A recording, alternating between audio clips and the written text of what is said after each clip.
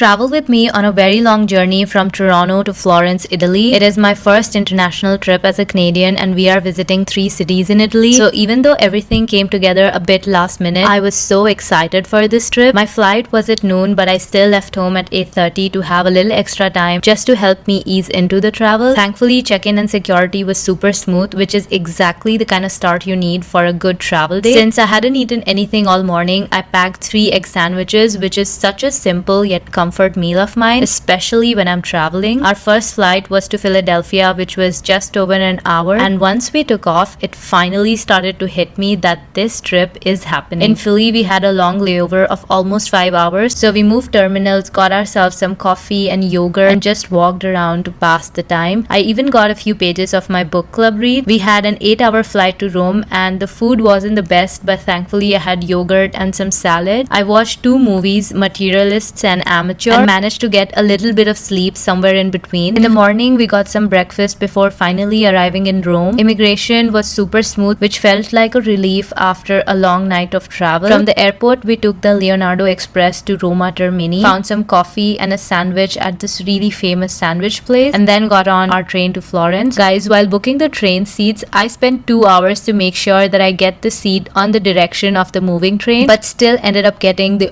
opposite direction. But the Italian countryside made up for it, and after 1.5 hours, we finally were in Florence.